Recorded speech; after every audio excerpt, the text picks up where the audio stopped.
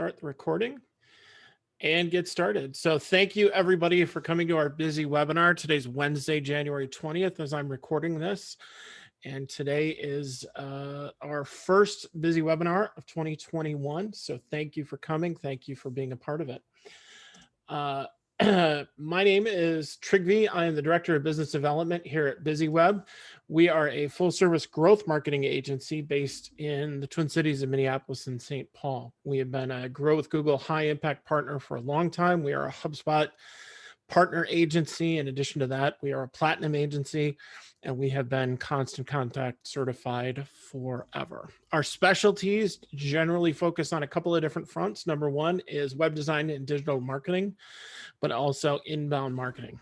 So today, one of our specialties is going to be talking about, which is social media. But before that, because it's our first of the year, we need to revisit really what we all had to go through in 2020. And if we can sum it up in one word, as well as exhaustion, I think change would be the right word for that. The one thing we had this past year is everything changed all the time. Everything changed and everything was different.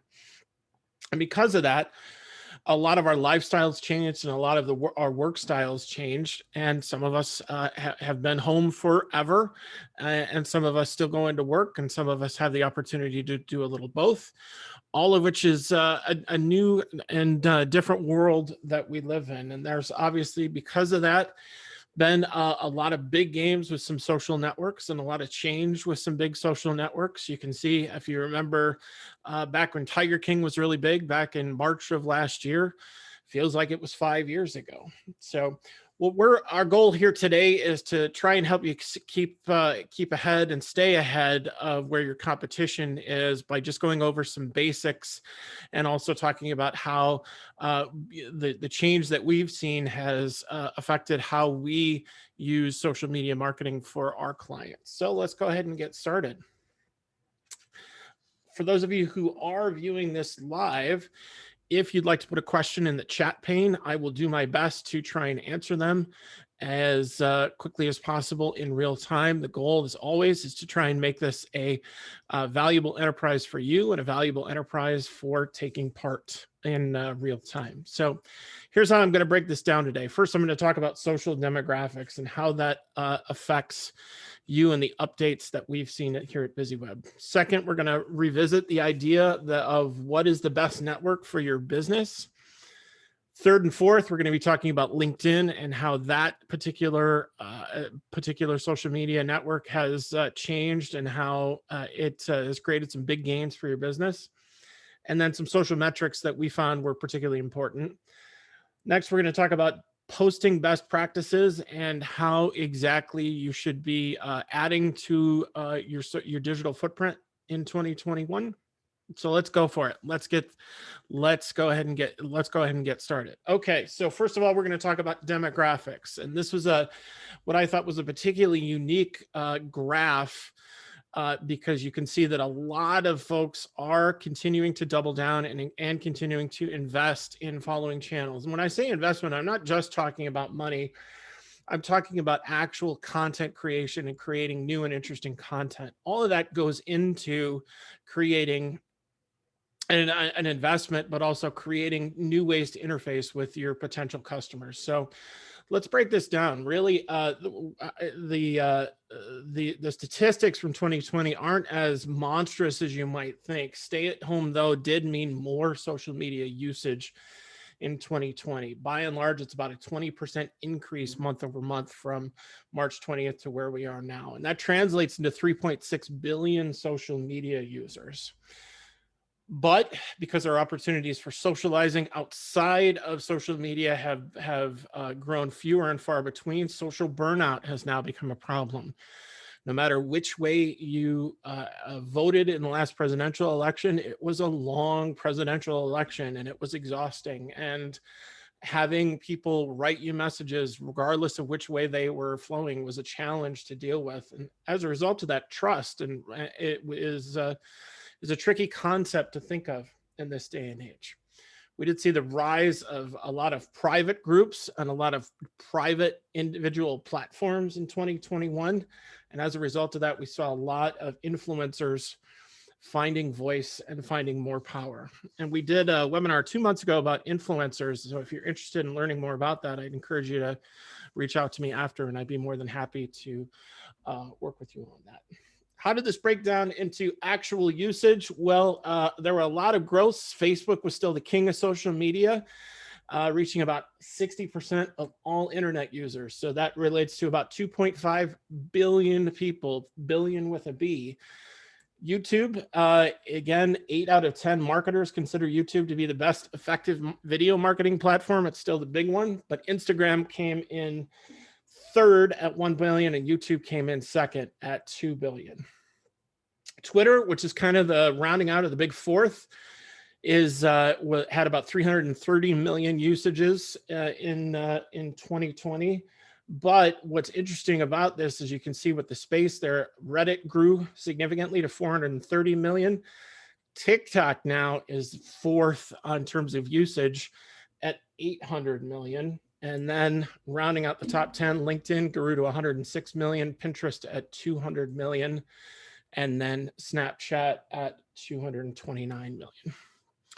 What does this mean for us? Well, it means that a lot of the things that we have been doing in the past, there is still an audience there, but it's also good to review and see where exactly do we need to go next. So by and large, I'm going to talk primarily about business to business social media networking today, and we are going to have some revisions of this for later down the road for business to consumer. But today, we're going to focus a lot on social media networks for business. So what are the best networks for you in that case? Well, it's usually these four. LinkedIn is really the best place to be from a business standpoint. Facebook group, and if you have a Facebook group, that's even better. Instagram is great if you have the opportunity to have a visual medium, if you are doing something that can promote either a product or a service that lends itself to really good pictures. Instagram is great. And then finally, YouTube has grown considerably. YouTube, fun fact, by the way, YouTube is the second largest search engine in the world, behind Google, and it's owned by Google. So there's a use case to be had there that if you're not in video, you should be. Next, if we're talking about retail and business to consumer, the four basic big ones are still the four basic big ones. Facebook and Instagram are still tops. Twitter has, fallen off considerably, and that is due to large part into that social burnout that I talked about a little earlier. And YouTube has grown considerably. So, by and large, a lot has stayed the same. Even though new ones like TikTok have come into play, they're not as big as the big four, and either on B2C or on B2B are still there. So what do we do in 2021? Stay where your clients are first, because keeping your clients happy and keeping them retained is still as important than ever. But I also want you to consider to go where your prospects go. So as we're talking about social media trends today, ultimately what I want you to think about is, do I need to revise my social media strategy? That's something that we do all the time and constantly every quarter for our clients at BusyWeb. Do we need to add new platforms? Do we need to change platforms? Do we need to go other places? Because we also ultimately want to go where our prospects go and make sure that we are addressing both audiences. So when you are trying to grow your social media audience, I want to think about considering in 2021 LinkedIn and Facebook groups that cater to your prospect and customers. Typically, the best way to find those is by searching by keyword and finding people who are thematically talking about the things that you are trying to solve from a problem-solving standpoint. Next, consider buying intent and signals. So if I'm a customer, what am I looking for when I'm looking for you? What are the words that I want to use? What are the issues that I might have? What are the problems that I'm trying to solve?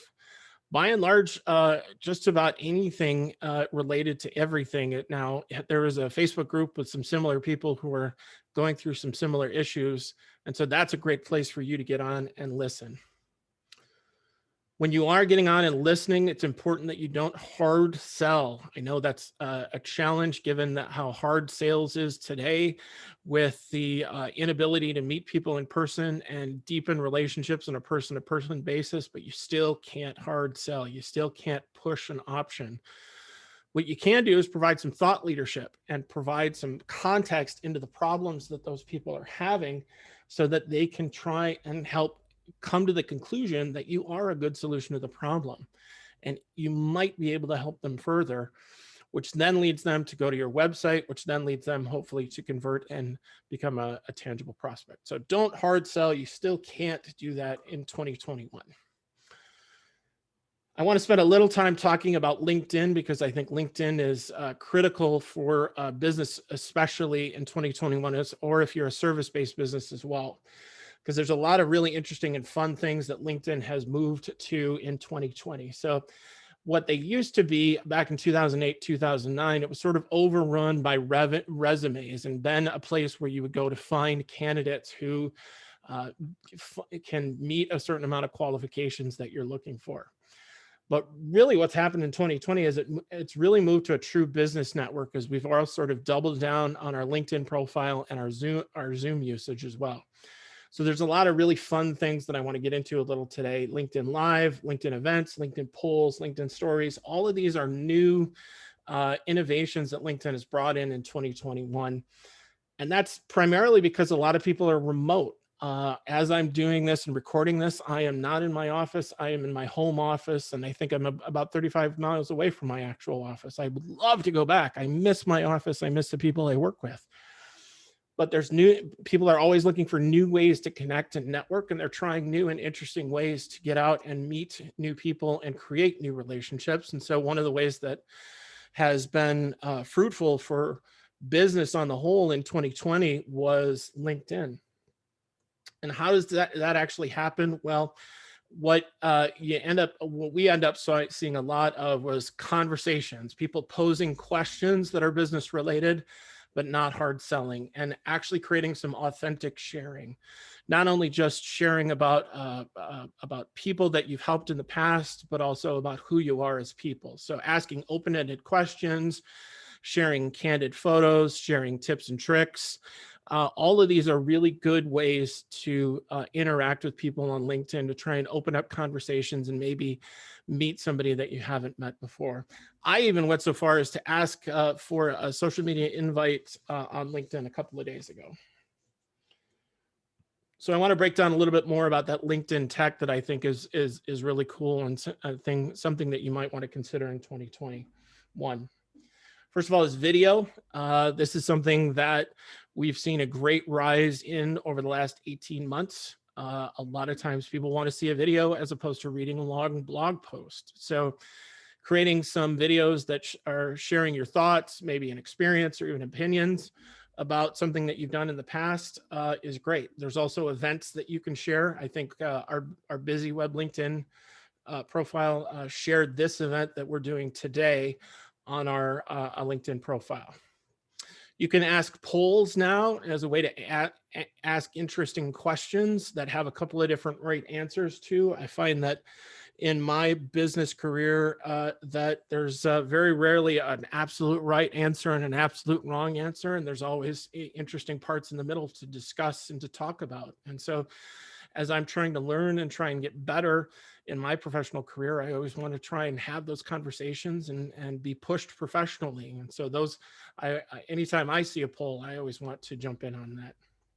Stories is new to LinkedIn, but it's not new to the social media world on the whole. Really, it's a temporary post that disappears after a while, but it is a different way to stand out, and it does capture people's attention a little quicker. And we've seen some mixed success using that on our clients. Some of it's been really good, some of it's not so good. So it's definitely something that you'd want to look into and figure out if it's right for you in the future. As always, hashtags are a great way to get found faster on popular topics. Hashtags on LinkedIn are not something that are as prolific as they are on Instagram, but they are gaining in popularity and they are gaining in usage. As you can see on screen there, the adding the hashtag will get your hashtag and ultimately your post hopefully seen by more people, which is great. Independent of that, LinkedIn Mobile has a couple of really cool new features too. One of which that is really important is having the ability to add directly from a phone. So adding photos and camera, taking a camera photo immediately, adding a GIF, that's something that is a direct link to right now. You can also send voice notes. So if you just hit that mic icon, you can actually record a message and post it to LinkedIn and people can actually hear you, which is absolutely great. If you hit that plus button, then what you get is you get these attachments, photos, videos, or camera or mentions or something like that, all of which is a pretty big step up for LinkedIn, but it helps create that unique experience and create that trust that you're ultimately looking for in your social media platform for 2021. The key thing, and I've said this once or twice already, so I want to say it, make sure that I say it a third time, is make sure that you add value with every single interaction. Don't just say something to say something. Don't post something for the sake of just getting it out there anymore. There is so much noise on social media that it's hard to cut through. So make sure that one of the value propositions that you're offering, not only as an individual, but as a company, is that every post that you put out should matter and have some value for the people who are looking at it. Maybe you want them to do something, maybe you want them to know something, but ultimately really what you want to do is have them make sure that they trust you and take the time to read and interact with you using social media. Okay, I'm going to break here for a second and check and see if anybody's asked any questions. If you are live right now, you should feel free and use the Q&A. It doesn't look like I have any questions yet, which is great. And go ahead and move forward. So when you're thinking about key metrics for your social media channels, what are the things that you really want to think about and how do you want to think about it? I tend to want to boil this down into three basic categories. Number one is what kind of engagement are we getting? Number two, what kind of reach are we getting? And then third, who are we actually reaching? Are we reaching the people that we are actually wanting to reach in one way or another? So let's break this down and get into it a little bit more. First, engagement. This is what we call the flywheel at BusyWeb. This is how we tend to think of the best business value that you have to offer. That there are three different parts to the flywheel that you've got. You've got the attract phase, which is typically your sales and marketing phase, your engagement phase, where you're actually making them become a customer. And then finally, your delight phase. And that's going into your service, but also after the service to make sure that you remind them of the great experience you offer. Each one of these three things is as important as the next one because all three of them are customer facing. So ultimately, everybody on your staff who is customer facing is now ostensibly in sales. Because if somebody has a bad experience or deals with a bad salesperson or doesn't like your marketing, they're not going to work with you anymore because they are now the center of attention and the center of your world. So when we think about engagement, we're trying to get those people who are in the center of their own world to start looking at us. And how do we measure how they're looking at us? Well, first of all, shares. That's great if we can get shares on our social media networks. And we want to know not only how many times it's being shared, but who is sharing our content to other people. Who thinks that we are trustworthy enough to put their name on it and share with other people. Those are people that we really want to be talking to and keep an eye on in 2021. Next, we also want to talk about likes. Likes is always a great measuring stick, but it's not the end all and be all. Obviously, the more, the merrier. But more important than likes now, I think, is comments and the people who have actually tried to provide a constructive comment and providing not only an experience, but also a thought, perhaps, as they're thinking about what they're doing and what they're taking. So to that end, a reminder from something I said earlier, asking questions is a great way to invite commentary. It's also a great way to boost engagement and get people to who aren't necessarily part of your overall space to try and look at you in a new and interesting way.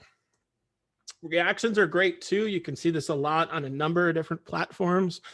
Those are either emoji based or meme based, depending upon the platform. Facebook has gone from beyond just the thumb up like now, and they've got hearts, and they've got hugs, and they've got smiley faces now. There's a lot of different things that go into that, and all of those are important to consider. Next, let's talk about reach. I had to put this in because my son is 6 years old, and he just thinks, "Babe, I am in love with Baby Yoda." So any chance he gets, he buys. He has his mom buy Baby Yoda stuff to turn around and give me, in the hopes that it would go up to his room. But it's been living in my office instead. So this is for you, buddy. But let's talk about reach. When we talk about views, we want to think about not just who saw it in brief, but who actually read it through. And if you have an opportunity, like in a video, don't look at how many people just looked at it.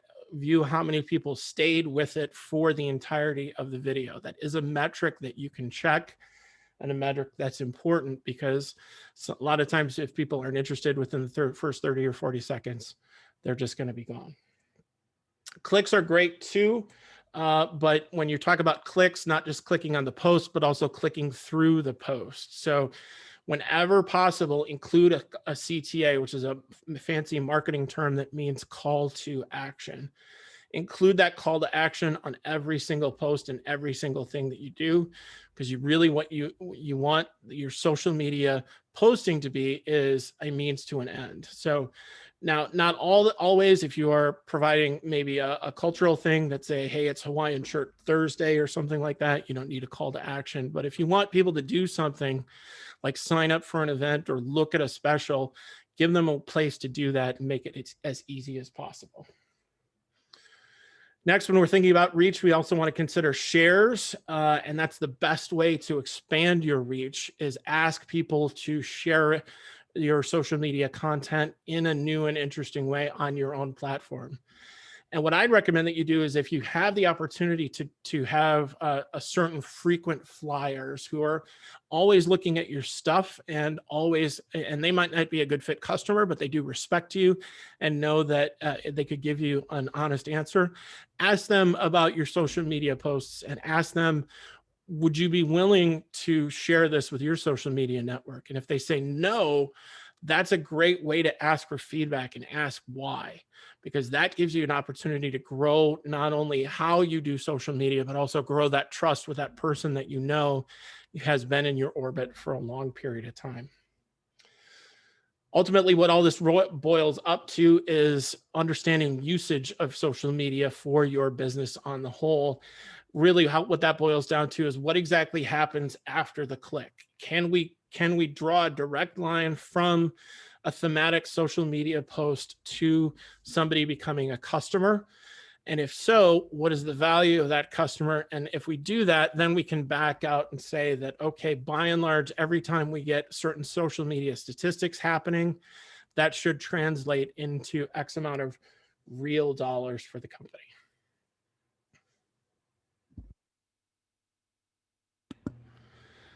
Next, let's talk about demographics a little. And this kind of gets back to the original functionality of a great marketing strategic game plan, and things that we do at BusyWeb is really what we want to sort of roll all this into is a buyer persona. And what we want to do is ask the question, who are we talking to? And when we are talking to people, are the right kind of people listening? So there's a tendency in social media to hang your hat only on views and likes, but there's a deeper usage of social media to get into actually teaching, actually growing trust, and actually maybe even having some new leads come in. How you do that is focused on who you're talking to, and how the best way that we found to do that is creating a buyer persona. We've gone into buyer personas a lot in 2020 on our webinars, but if you don't have any of those, please see me after class. I'd be more than happy to help you out and figure out how we can get there. But basically what this is it's a fictional representation of what a really awesome buyer might be. So as you think about that one customer and that one client that you just really are happy to talk to and happy to do work for, Why are you happy to do work for them, and why are you happy to talk to them? Well, chances are they have a number of different characteristics that you can then aggregate into a fictionalized representation and then repeat in your marketing process. And some of those that we find are useful are things like role. Are they in your target market? Do they fit that persona of who's really looking for the kind of help that you offer? Age is not as important, but you do want to make sure that you have that laid out within your persona. To put it a different way, if you are talking to somebody who is older, the age of, let's say, 45, you might not want to include so many pop culture references or day-to-day, up-to-date pop culture references as you would somebody under 45. Where they are is just as important. Closer is better, but depending on your business, it's not wholly urgent. If you're selling a thing, it might not be as important as if you're selling a service. And then finally, what are their interests and what are their hopes and fears when you're trying to break down that ideal customer fit? Ultimately, what's great to know is to find some surprises and then use those as a guide for future engagement or posts. So if you know that a certain portion of your of your audience has a specific interest because you've seen it replicated a number of different times, that's great. That's another way that you can talk to them in a way that's interesting to them, but that also shows that you are an interesting person to talk to and that your social media posts have value.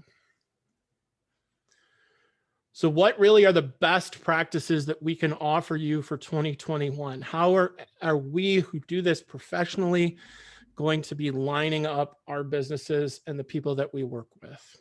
I've got about 6 different tips for you, and I'm going to break them down a little deeper on each. So number 1, always add trustworthy value to what you're doing. Number 2, make sure that you are authentic and you are your authentic self. 3, ask questions, start conversations, engage, and listen when people talk to you.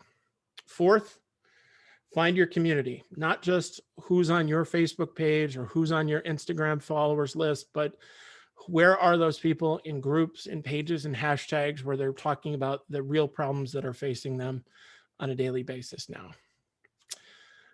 5th, use new tech to stand out. There's going to be, now there's more than just text posts that you can put out. There's a whole lot of different things. And if you have a relatively new phone, you might have a video editing studio in the palm of your hand already. So, and then finally, make sure that you measure what works for you and expand on what is working for you. So let's break this down. How do we add value into everything that we write? Well, the most important thing that I can tell you is that content value beats production quality. So unless you're on something like Twitter, providing real value is less is more strategy is good, because even if you're not talking a lot, when you do talk, you want people to listen. Now, when you're talking about Twitter and Instagram, there is a factor of play of volume that you do need to consider that's different than other social media channels. Ultimately, as you're trying to add value, what's the easiest way to do that? Well, talk about how you can help people and how you have helped people in the past. That's a quick way that you can pick up a number of different yardage of spaces, both on the trust factor, but also getting those people to imagine whether or not they have a problem that you could solve, and feeling good that you could be a potential solution for them. Next, connect with your customers on their terms. Social media is one of those finicky things that people are only going to talk to you when they want to talk to you, when it's convenient for them. To put it in a plumbing metaphor, they're only interested in having you fix something when the basement is leaking. So that's okay. That just means that we have to make sure that we understand what their terms are and what they're interested in. We do that by measuring what time of day is most palatable for them to read our content, and also what days of the week can we have them use our content. If you're not sure what to write and how to write it, the easiest thing that I can suggest that you do, answer questions. Everybody has a list of questions that they get asked before an engagement on any business, either on your product or your service. There's always a list of 5 to 10 questions that people want to ask. So fill those gaps, because when people are trying to think of those questions, they might not know that they need to ask them. But if you've got a ready-made answer for them, that's going to garner you more trust and also show that you're potentially a good fit for them in the future. Also, more importantly, it gives you something to write to, because I'm of the opinion that there's very few things in the world that are scarier than a blank piece of paper when you're trying to create content. So just think about your frequently asked questions and then roll them out that way. Okay, next, authenticity. How does this matter, and how does this fit into your plan? Well, hopefully you've been pretty authentic already, but in this cacophony of noise that we've seen on all social channels, sometimes not saying something is better than saying something. I know that I've found myself writing out very angry things to people who I don't agree with, and sitting there and looking at it and really thinking hard before I post. And especially when we're talking about a business use case, because that business person might not agree with me politically, but they sure might not want to do business with me if I let them know that. Does that mean that my opinions are any less valid than theirs, or vice versa? No, it doesn't. But ultimately, what we want to do is solve a problem and have a good relationship that way.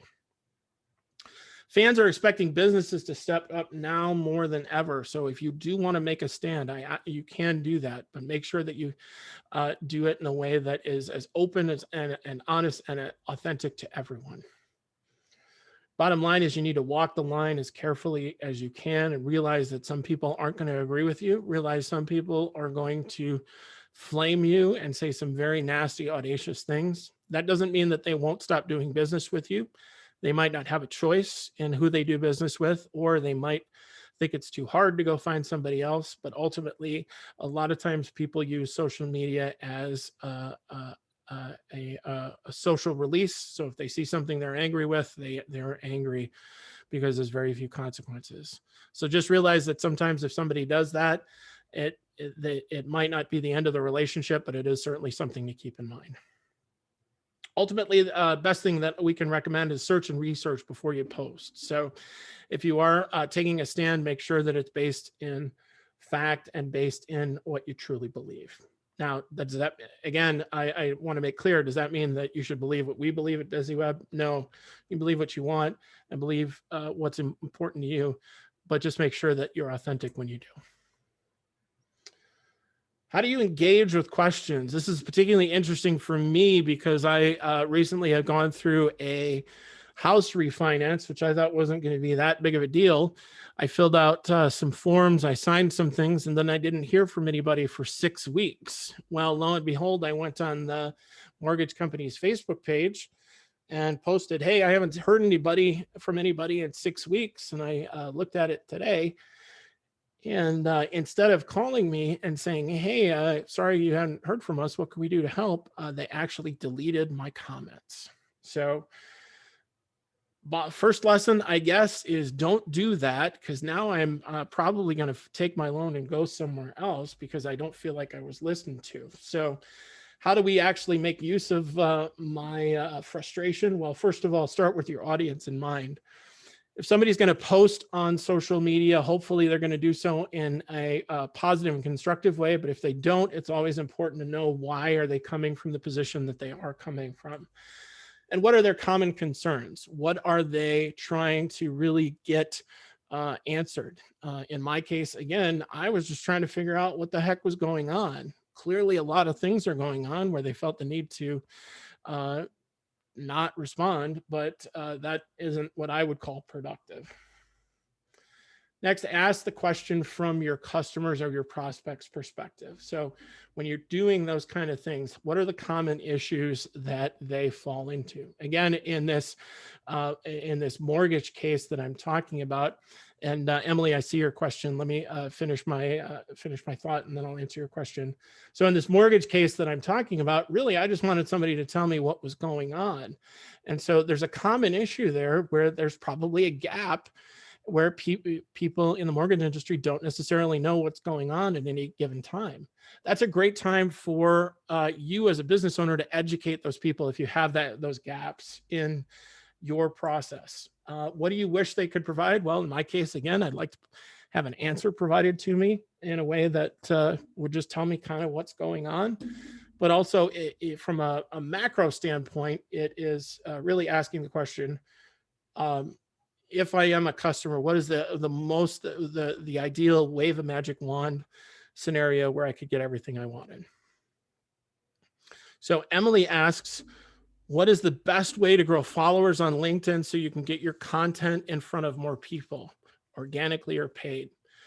That's a great question, Emily, and thank you for asking it. So what I would recommend that you do is, and I know this sounds a little weird, is every time that you post something on LinkedIn, number one, ask it to be shared if it's helpful. And number two, if people haven't already started following you, ask them to follow you so that they can continue to come back to that. That always seems weird to me when I see a newsletter that I'm an email newsletter that I'm subscribed to, where there's always a mention on how to subscribe. The purpose of that is not for me as the end user. It's for the hopes that I would share it with other people, and then they would have the opportunity to sign up to the newsletter, and then hopefully start being a part of my world. So in the other part of your question is, does paid search help? Yes, it does. However, we found that paid search on LinkedIn is more expensive than it is on other social media channels. So make sure that you're getting value and you're working with a professional on that. Okay, back to engagement. The other 2 points I wanted to mention is, what is the immediate need that somebody has when they're looking at you? They might be evaluating you. They might be trying to figure out if they have a problem, but ask yourself what that is as you're creating more engagement. And then finally, acknowledge your place in the journey. In my case, as I'm dealing with that mortgage person, it's somebody who doesn't know me, who's never met me before, and doesn't know my hopes and frustrations. All I am is a name and a file, and well, they're probably going to get to know me later today. Next, I want to talk a little bit more about communities and talk about how you can use those in your social media. Really, the first thing and the most important thing that we've seen in 2020, and something to keep in mind in 2021, is groups. There are groups on LinkedIn and Facebook. The LinkedIn groups tend to have gotten overrun in the past by people looking for jobs. I think there's a use case to be had to go back to them and try and look again on whether or not there's value in providing some group discussions there. So I'd encourage you, if you're like me, you've probably signed up for a lot of groups, try and start getting those again. Next, look for places that you can add value, but don't sell. Again, don't sell, just provide questions, provide answers, provide sympathy, provide empathy. Also on pages, those aren't as engaging as groups depending upon the algorithm that you're having to deal with, but it can be a great spot for engaging more content. Either videos, polls, premiums, any way that you can ask people a question in an interesting way. That's a great thing to do. And finally, hashtags. Again, hashtags are a way in which you can classify a post based on theme and based on keyword. Use whenever possible for best reach on search. But key thing to keep in mind is check the hashtag first. Make sure nobody else is using the hashtag for nefarious purposes. There's some new tech options that are great to use in 2021, primarily is video. Video is so important that our webinar next month is going to be focused exclusively on videos. What do I mean by videos? Things like demos, things like interviews, things like installation videos, unboxing, testimonials, whatever you can. Anytime you can create a video, that's absolutely great. Why? Because number one, it's a great interactive medium because people like watching them. Number two, again, as I said earlier, YouTube is the second most popular search engine. So that's a great value to be adding to that search engine on a regular basis. A number of channels also have live right now. Live is just a hoot and just a whole lot of fun. Things like events, unveilings, interviews, anything that's happening in the moment.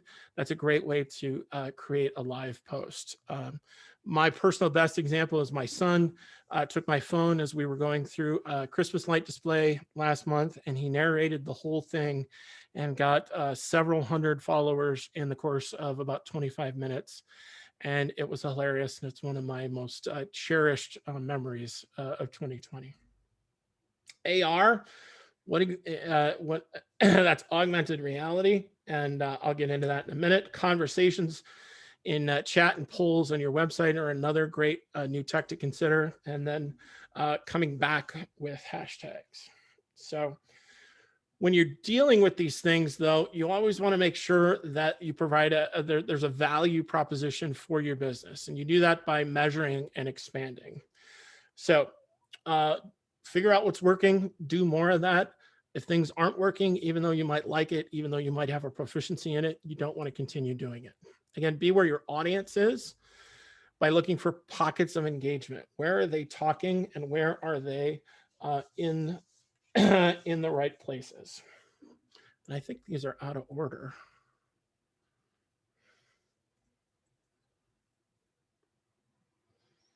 No, they're not. Okay, sorry, my bad. So best calls to action. Again, there's all sorts of different versions of them that are helpful to you. Make sure that you know which ones are working and which ones aren't. So a couple other trends to keep in mind in 2021. Number one, less is more. I've said that before. I wanted to say it again. Content beats production. Using artificial intelligence to augment engagement. Snackable content. Those are the fun little things that you can kind of go in one ear and out the other, but make your people smile. And video and live. So when we're talking about less is more, don't post just to post. If you haven't posted in a couple of days and you're trying to think, what do I need to post in order to get something going? That's not a good reason to post. Add value at every interaction, but be careful with those hot button topics, as I've said before, because polarizing posts, they can derail quickly and they can go off the rails, and you might have a really good intent, but it might go sideways on you quick.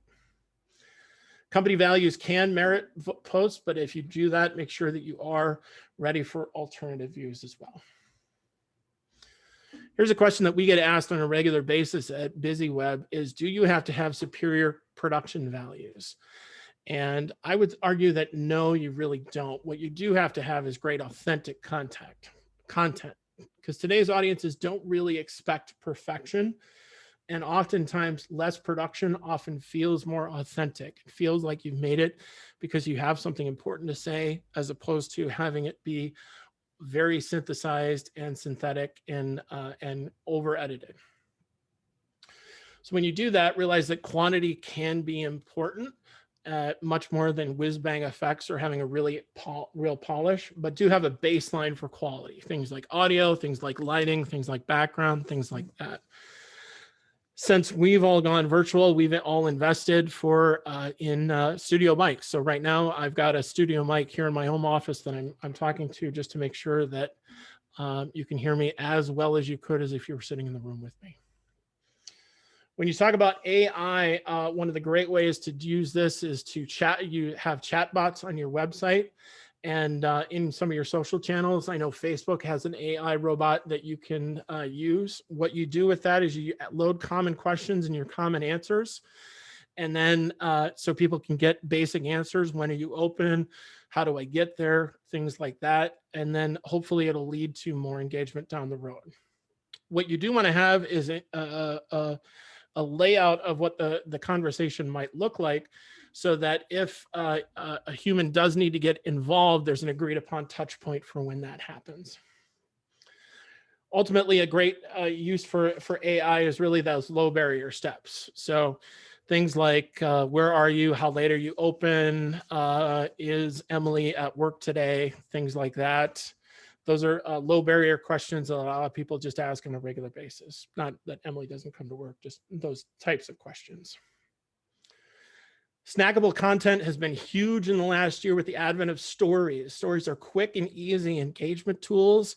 I'd encourage you to use some of them, but not all of them. Those are stories that go away quickly. So You can find those a lot on TikTok and Snapchat and Reels. Those are great creative outlets for your business that you won't necessarily find new customers there, but it'll be usable to maybe potentially find an audience there. If you do that, you want to sprinkle in some low effort reminders. Hey, by the way, make sure you follow us and subscribe to our page just to make sure that you're keeping your engagement up. But again, don't spam. Have a good value, have a goal in mind. Make sure that you have a purpose for what you're doing. Video and live, this is kind of a sneak preview for our next webinar, but audiences are streaming more than ever right now because we're all working from home and we all crave that human engagement, but we might not get it unless we're watching a lot of videos. And so as a result of that, we're seeing a boom in video production. Live can help build that engagement. But like anything, it's live. It might not be, it's unscripted. It might be a bit of a challenge depending upon who you use. I know the folks at BusyWeb probably would be a little concerned if I were ever on a live channel for them. Easiest way to boost algorithms, use things like PageRank, EdgeRank in order to get your video pushed up to the higher length. And then conversations and events, Ask Me Anything is used on Reddit a lot, or even a live where you're asking questions, asking and answering questions. Those can be engaging and fun. I wanted to end with something that I kind of started with, which is authenticity. You really just absolutely have to be yourself, and who you are as a person is more important than ever, because ultimately people are going to buy who they want to work with, and they might buy a product, but they are ultimately going to buy from you. So a strong point of view is important if it's open and honest, and it can lead to more trust if you present it in the right way. So if you do want to post something that's potentially politically polarizing, you can do that, but there are risks involved in doing that. And ultimately, if you want to do that, the best suggestion that I can make is to exercise a good amount of empathy. Okay, so next month's webinar is going to be exclusively on video. Video. It's going to be on February 22nd, so not on December 2nd, February 22nd.